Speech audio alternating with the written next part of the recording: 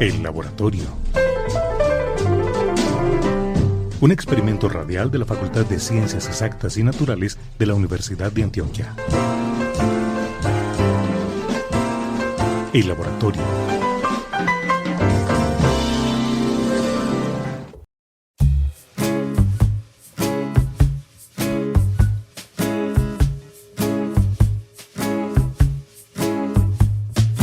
Llévame en un beso donde nace. Adelante, adelante, bienvenidos al laboratorio, este experimento radial creado en la Facultad de Ciencias Exactas y Naturales que se presenta por la emisora cultural de la Universidad de Antioquia, Sistema de Radio Educativa.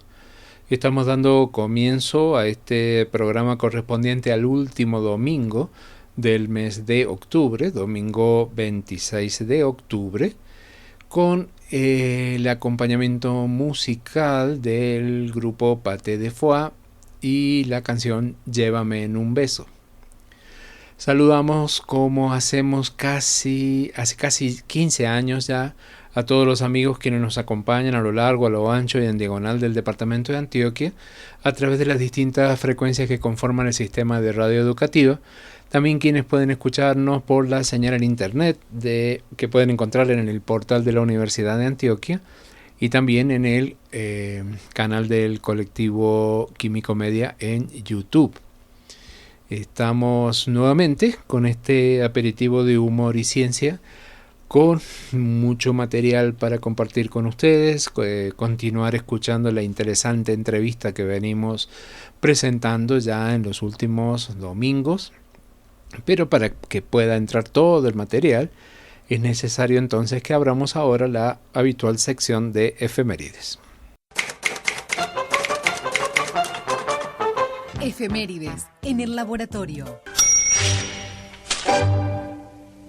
26 de octubre de 1984, el cirujano Leonard Bailey realiza una intervención sin precedente al trasplantar un corazón de babuino a Fae, una bebé que había nacido con una grave enfermedad cardíaca incurable. Esta intervención se lleva a cabo en el Centro Médico de la Universidad de Loma Linda, en California, y logró que la pequeña viviera 21 días más. Los médicos comprobaron, sin embargo, que a diferencia de lo esperado, el organismo de la niña no había rechazado el órgano del animal, lo que estimuló la investigación de este tipo de enfermedades y en xenotrasplantes en general. 27 de octubre de 1533 muere Miguel Servet.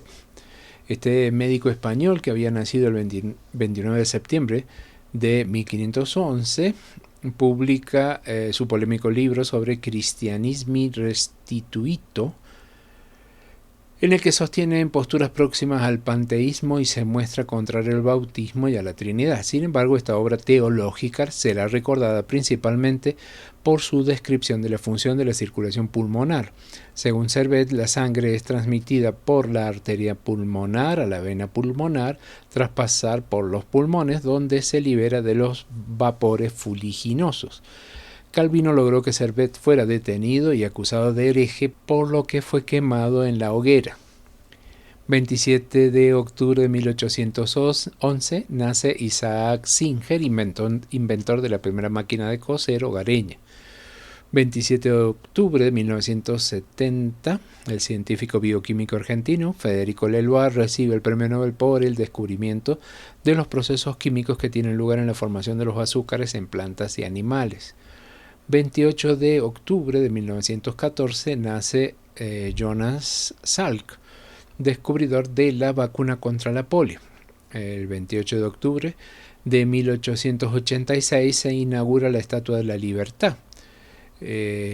Una multitud asiste a la inauguración de la estatua realizada por el escultor francés Frédéric Auguste Bartholdi. Se trataba de un regalo realizado por el pueblo de Francia con motivo del centenario de la independencia de los Estados Unidos.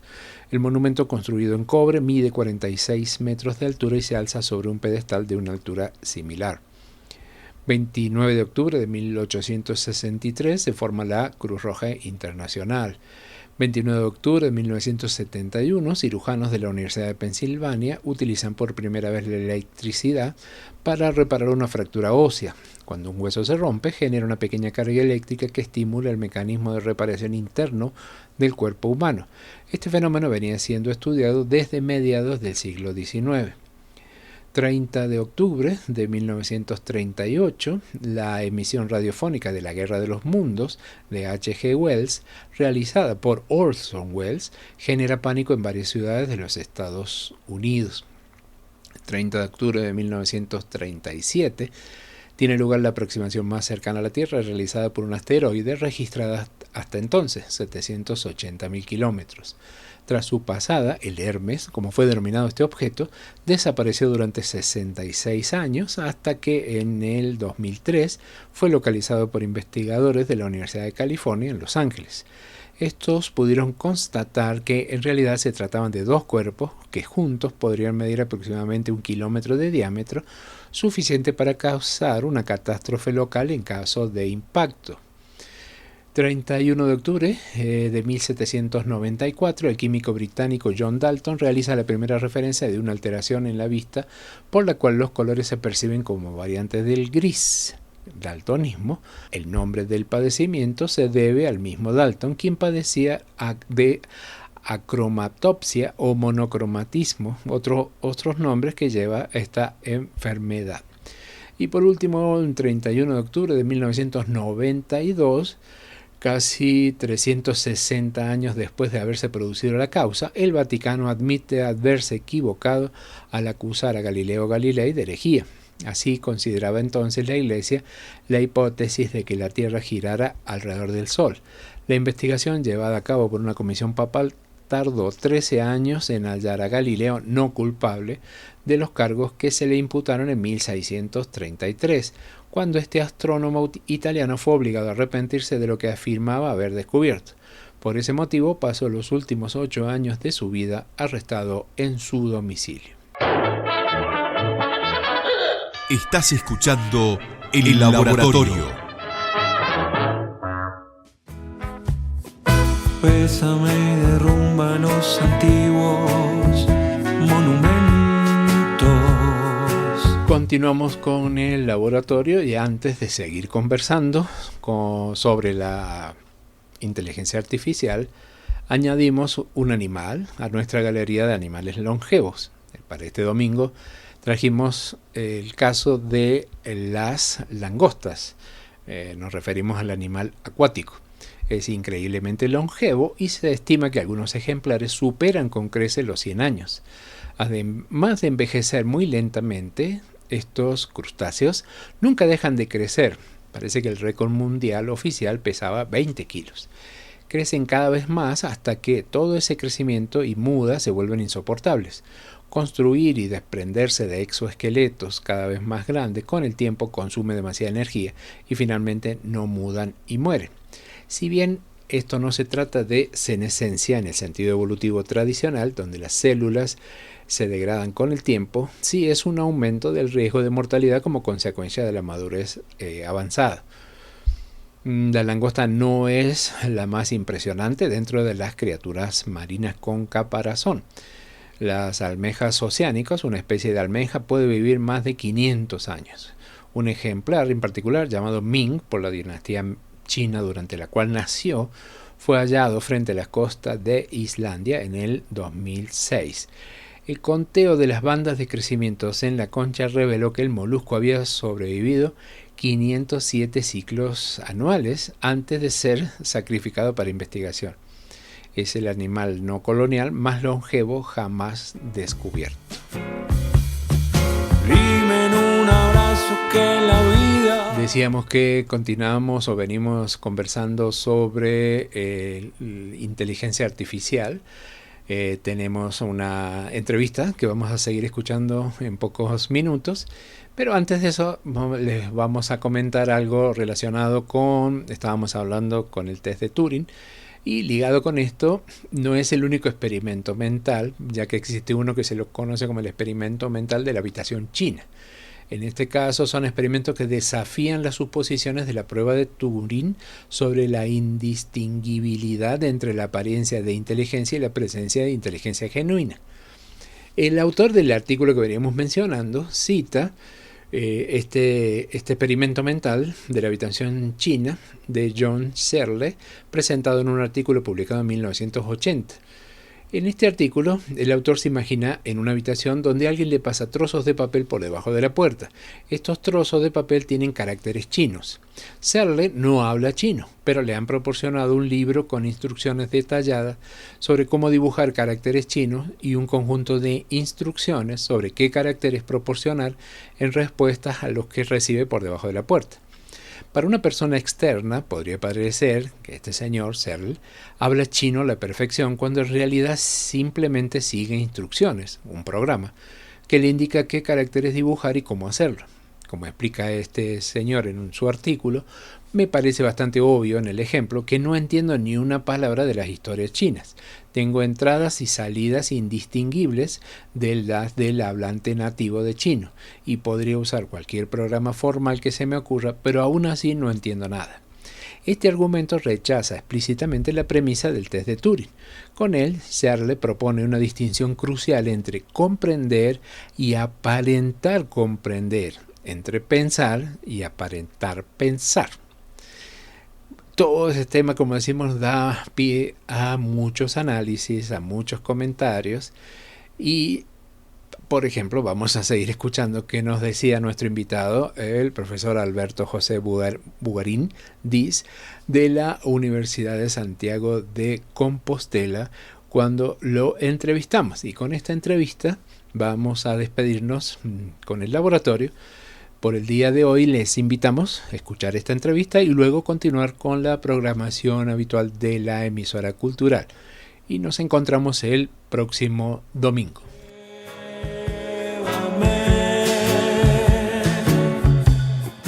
Llévame en un beso.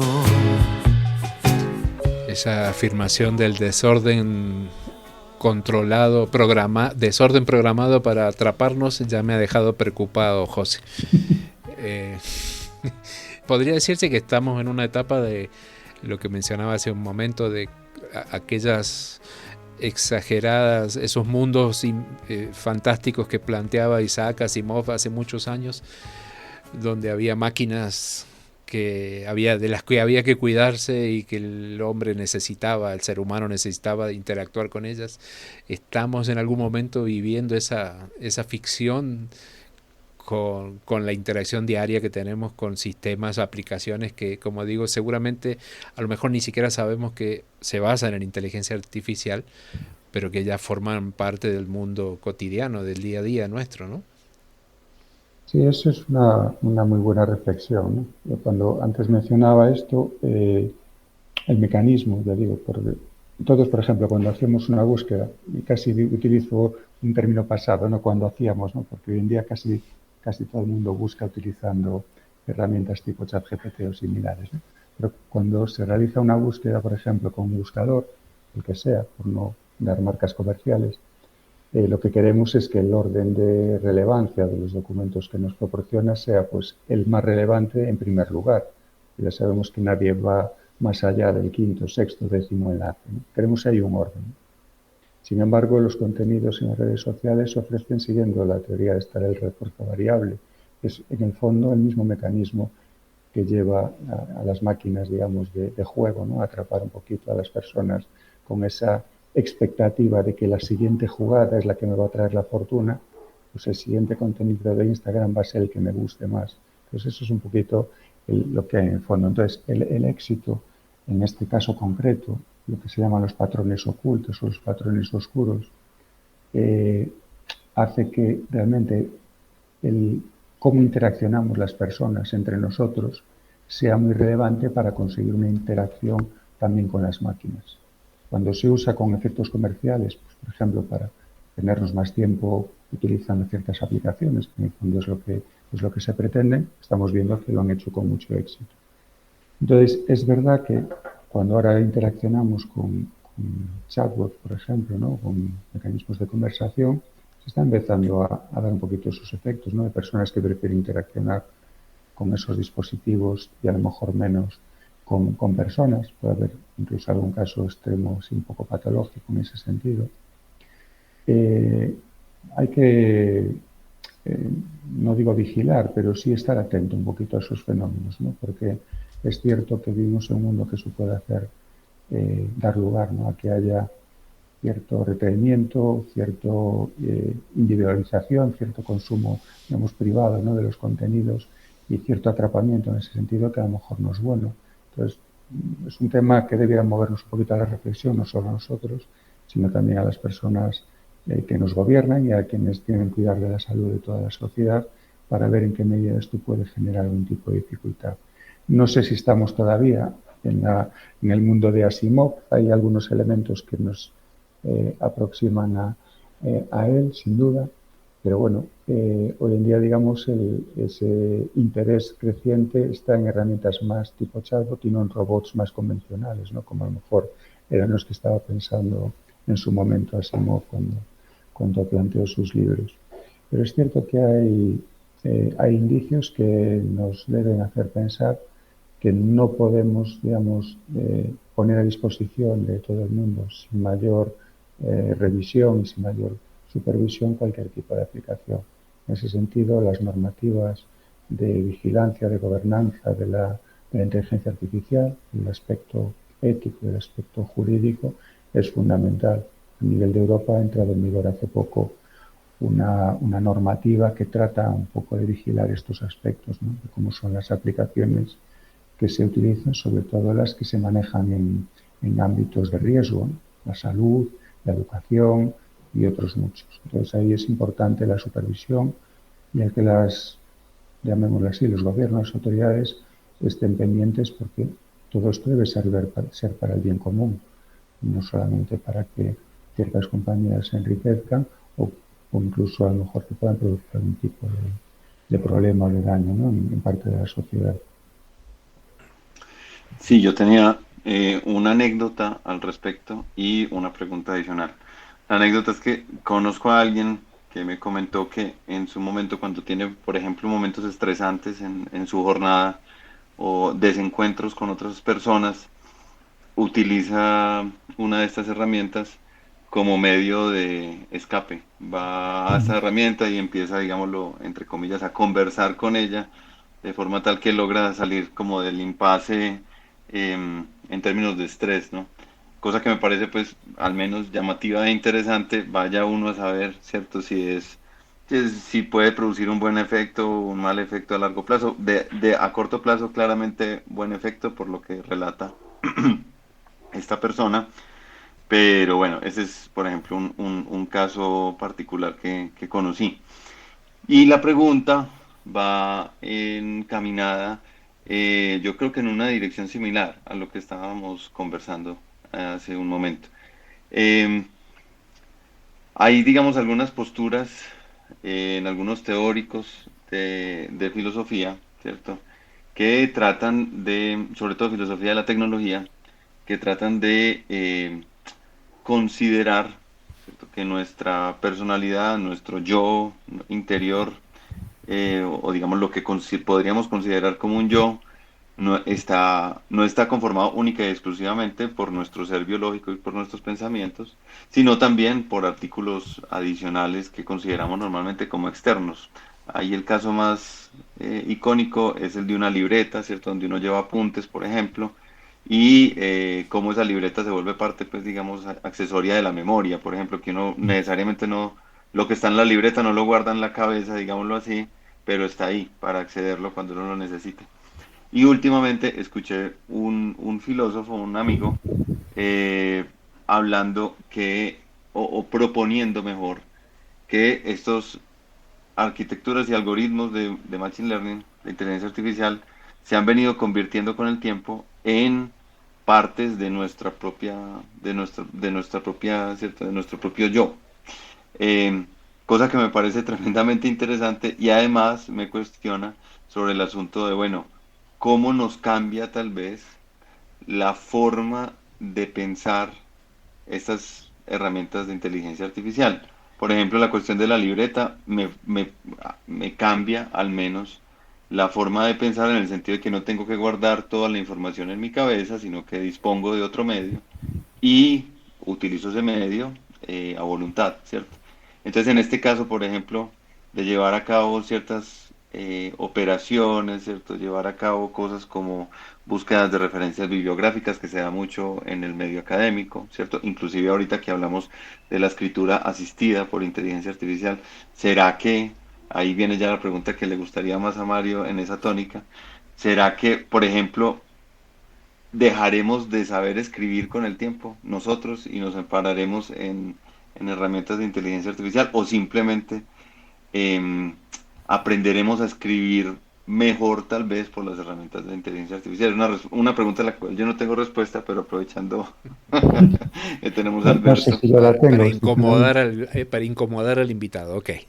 No, pero es tremendamente interesante porque es verdad, ese fenómeno, digamos, que yo creo que está ya un poco acuñado, ¿no? De que estamos delegando, ¿no? En este tipo de herramientas capacidades cognitivas o que hasta ahora creíamos como reservadas, ¿no? Para el ser humano. Es verdad que la memoria es un magnífico ejemplo que ponías ahora, José. Ya no tenemos cierta capacidad para retener números de teléfono, ¿no? Desde luego, de los números móviles, hasta tendría dificultades de saber los de mi familia más próxima. Y cuando a lo mejor hace 15 años me sabía los de la familia próxima, los de los amigos y no sé, una red hasta 5 o 6 grados de separación sin natural. Pero es verdad que sí se observa que estamos delegando cada vez más esas tareas, ¿no? El almacenar números a lo mejor no es algo especialmente importante, pero si al final pues pasamos a la búsqueda de información, tampoco es un problema. Es verdad que antiguamente a lo mejor íbamos a la biblioteca, recorríamos unas fichas manualmente, ahora se hace con una búsqueda digital. Pero sí que cuando ya, como es el caso, ¿no? Estas herramientas se integran de alguna manera en el ejercicio laboral, durante el estudio, para mí la pregunta importante es el cuándo y el por qué. Entonces, a nivel educativo, el ejemplo de saber no solo escribir, quizá leer también, ¿no? Evidentemente, pues habría que cuidar mucho cuando estas herramientas se introducen en los niveles educativos de primaria, por ejemplo, que a lo mejor durante hasta ciertas edades debieran estar totalmente excluidas, precisamente para adquirir capacidades como la lectura, la escritura, la comprensión, el diálogo, la relación social, evitar de alguna manera el cierto riesgo de aislamiento que a veces puede ocurrir con algunas de estas herramientas. Tiene que ser algo coordinado entre las escuelas y las familias. En Galicia hay un debate recientemente por el libro digital que ahora se está empezando a retirar de ciertos niveles educativos, precisamente para evitar más exposición a pantallas. Si eso no va acompañado con una actividad o una acción similar en casa, en las familias, pues a lo mejor estamos tratando de que en el colegio se hagan las cosas de una manera cuando debería ser la educación familiar la que también las hiciera.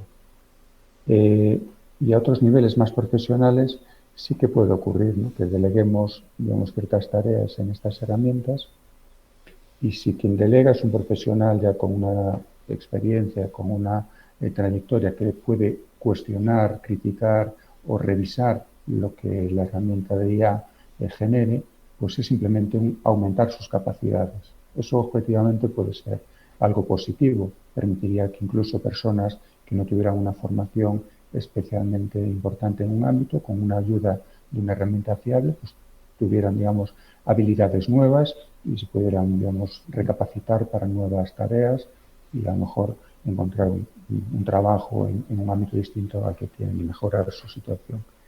Pero si esto se introduce demasiado pronto, cuando aún no se ha formado esa capacidad crítica desde el ámbito profesional, pues podremos estar generando más errores o errores más difíciles de captar, ¿no? Entonces es un tema que se está empezando a evidenciar ahora, ¿no? Se habla mucho, por ejemplo, del vibe coding, ¿no? De la generación automática de código utilizando herramientas, el desarrollo de aplicaciones automáticamente, prácticamente dándole a un botón. Y es verdad que en muchos contextos estas herramientas generan aplicaciones prácticamente de la nada y que son plenamente funcionales y que operan muy bien. Pero también se está empezando a ver que esas aplicaciones hay que revisarlas, hay que depurarlas, pueden tener algún error que esa persona que a lo mejor las ha utilizado y no tenía la formación suficiente se le ha escapado ese error. Eso puede dar lugar a problemas a posteriori, ¿no? Problemas que queden ahí latentes y se evidencian más adelante. Entonces, es un tema que desde la filosofía sí realmente debiera tratar de darnos algo de luz, ¿no? O sea, hasta dónde nos puede llevar si delegamos excesivamente en las máquinas, se convierten efectivamente en un complemento o nos restan ciertas capacidades. Es importante esa reflexión y vuelvo un poquito a lo de antes, ¿no? La responsabilidad no solo de los usuarios, sino también de las personas que legislan, que debieran de alguna manera también cuidar un poco que ese proceso se realice de la manera correcta y en el momento adecuado, no antes de tiempo. No demos acceso a estas herramientas que estamos empezando a formarnos, pero sí permitamos, porque hay también, ¿no?, la postura de personas que quieren, no, esto hay que prohibirlo, no debe utilizarse.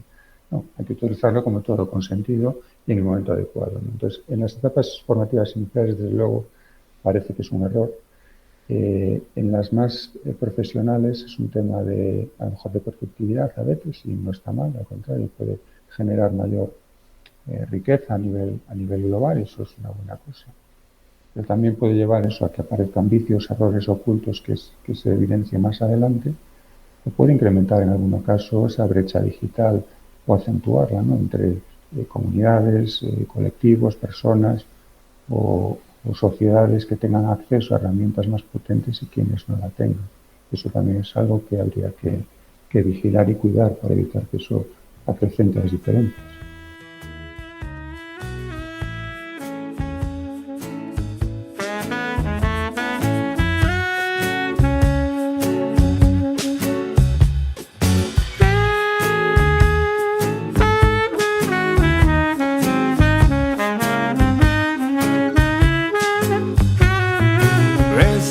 Que el sol no es más que una falsa moneda, y lentamente se despierta la ciudad. Bésame que somos los dos últimos que quedan.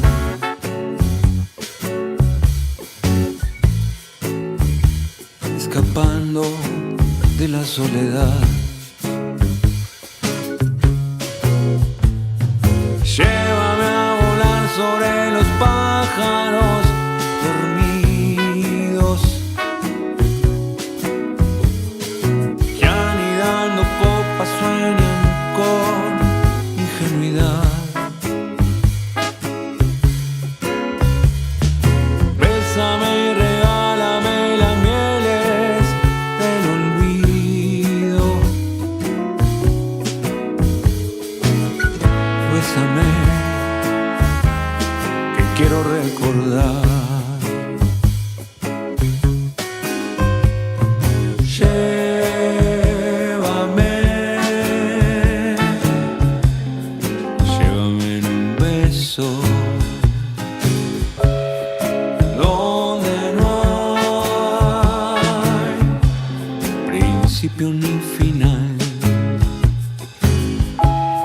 Llévame en un beso donde no hay principio ni final.